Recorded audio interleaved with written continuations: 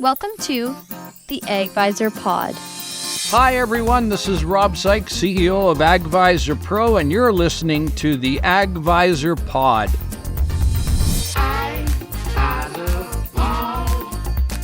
Today on the AGvisorPOD, we're dealing with a really touchy situation. A tank of fertilizer crystallized on a farmer, and we're interviewing Rex Hopkins. Now, Rex and I go way back. He did a lot of work with liquid fertilizer, and you'll hear in the interview about his experiences, but this guy is just a treasure trove of information available on AGvisorPRO. So listen up and learn some really important stuff about how you address the idea of mixing different solutions in a tank. So Rex, an AGvisorPRO the other day, a farmer wrote a question. He was in a bit of a cluster. So he was mixing UAN and potassium thiosulfate at I think it was a 1-to-8 ratio. And he ended up having a real cluster in his tank, gelling and then crystallization. And you chimed in as one of several experts to comment on it. I know I did. I said that he could try to use some unite some of the agents that kind of unify a problem in a tank. But you chimed in and you gave some really good information around the chemistry side, which is your background in fertilizer. What happened there, Rex? Well, my first suspicion is, Rob, and let me preface your question. I was forced to learn a lot about the mixing characteristics of various fertilizer products being injected into multiple crops through multiple irrigation system types in California. Different nutrient requirement, different soils, different water types. What happened, in my opinion, is, first of all, potassium thiosulfate. I think I wrote the chemistry or the chemical notation on it. It's K2S2O3 is the correct chemical notation for potassium thiosulfate. And the general theory is that the sulfate sulfur, the S2O3 form of sulfur in thiosulfate, is not reactive like SO4 or some other materials. Right. But what I found through multiple trial and error is sometimes there's some free SO4 in that potassium disulfate. And that can be quite reactive with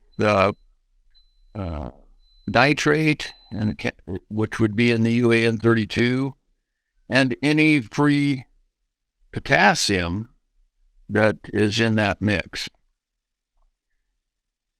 And what my experience has been is if there is some free SO4 in that potassium thiosulfate, strange things can happen. One being the formation of pure potassium sulfate, K2SO4, which is quite insoluble and in a saturated solution can form crystals that are like diamonds, very hard to reconstitute. The other thing that can happen is any free K will and can react with the NO3 in the UAN solution and form potassium nitrate. Which is more soluble than potassium sulfate, but not nearly as soluble as potassium chloride or potassium carbonate or other more pure forms of potassium. Potassium hydroxide, yeah. Right. So it's the reaction, in my opinion, of the pre-sulfate and any free potassium in the KTS that starts the problem. Once those crystals start to form and you're getting a more saturated solution, then you got the potassium nitrate factor comes in, and that's usually where that white cloudy stuff appears from. So the only true solution, unless you can absolutely guarantee that your potassium thiosulfate is pure S2O3, and your temperatures are warm enough that your potassium nitrate does not form a saturated solution that causes the potassium nitrate to crystallize. The only way you can avoid this is a dilution factor, depending on your K2 potassium thiosulfate to UAN ratio. And I think you said this was 1:8, but I don't know. The potassium thiosulfate manufacturers, one of the originals was Tessenderlo Curley, it's called now, and they had a fairly detailed chart for dilution ratios, and I've got that somewhere in my files, but just not at hand. But that's really the point. The UAN and the KTS can work in a tank, but not in a concentrated solution. And once the chemical reaction happens, it accelerates, doesn't it? Yes, it does. And in the case of potassium sulfate crystal formation, it's practically impossible to get those back into a solution. In the case of potassium nitrate, which is a little bit more soluble, you'll get that cloudiness and probably some formation thick enough to, I believe this gentleman was having problems plugging filters. And yeah, that's quite common. But it is possible to reconstitute the potassium nitrate by simple dilution and probably get it to be flowable. But in cases where potassium sulfate forms, once the potassium sulfate starts forming, then it seems the total crystallization rate of whatever combinations might be occurring in that tank mix become much more rapid and much more severe. Yeah. So how did you in your career, Rex? You never did any of this yourself, did you? You never had any train wrecks, did you? Not at all. Oh, lots of them. The first investment I made when I first got involved in liquid formulation, moving from Montana down to Idaho, where, again, irrigated agriculture was common and the irrigation system was, in a lot of cases, the delivery of the nutrients. Again, very different types of water. You had surface water, you had high alkali well water. And first investment I made after cleaning out a couple of semis in the mixer 2-3 times was about $2,000-$3,000 investment in a small lab in a clean environment with the gram scale and a little tabletop spinner mixer and some hydrometers and a refrigerator. I studied quite a little bit about saturated solutions and salt out index of various materials, but the best investment I ever made was that $2,000-$3,000 in a bench scale lab test to do this formulation in manageable quantities that you can dump down the sink or out in the waste tank rather than shoveling out a 6,000-gallon mixer or a 5,000-gallon semi. Or worse yet, buying a crop because you plugged up the irrigation system. Yeah, back in the day when I was calling on you guys in the Tri-Cities area, I was always impressed by your chemical knowledge. And if a farmer doesn't have that ability to do things, a jar test is always recommended. Absolutely. Always do that. And then calling somebody, which is, again, Rex, why I'm building AGvisorPRO, because I believe that before a farmer does something like this or before a retailer does something like this, they could reach out and in very short order, somebody with the silver hair that you got could prevent a lot of problems. Well, and that's why I took the time to respond to that call, Rob. I obviously have had the unpleasant experience of that this gentleman that posed the question was having. And you're right, there are resources out there. Not a lot that you can find in the, common chemistry books in college, but if people take the time to research some of this old data, it's old, some 50, 60 years, but the Fertilizer Institute reconstituted a lot of the old Tennessee Valley Authority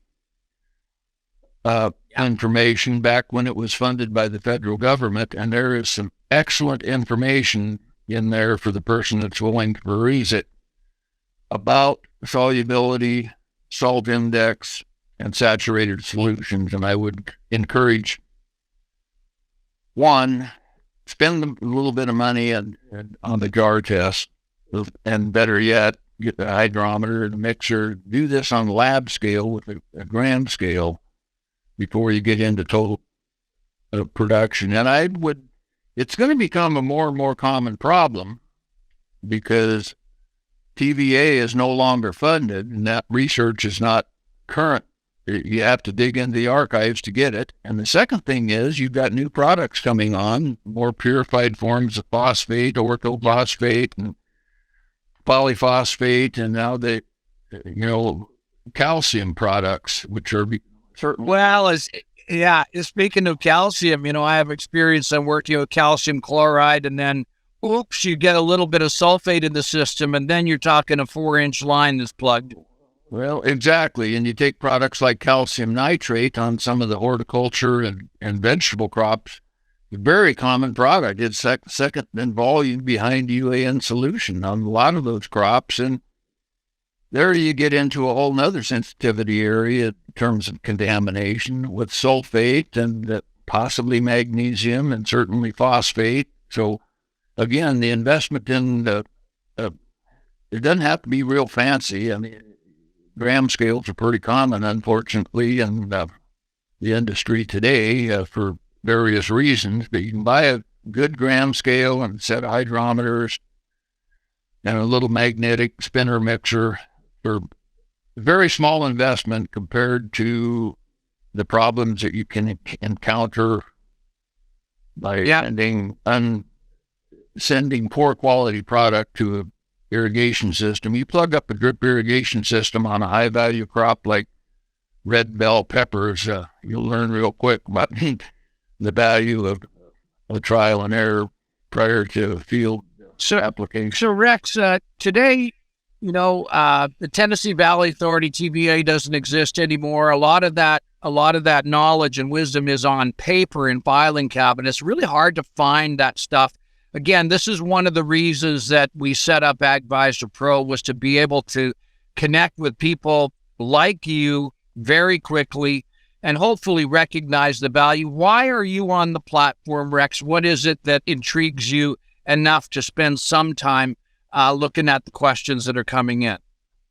Well, number one, Rob, from a humanitarian standpoint, I personally have got my feet and hands pretty dirty cleaning up messes. I have personally been involved in legal cases where some fairly high dollars are at stake for misformulation, plugging up an irrigation system during a critical time in that crops period. So I think there's a real need as new products come on the market that are sold only under their branded label, intended for specific use by themselves. That's really not practical in most. Yeah, as soon as you start mixing this stuff together, you got question marks.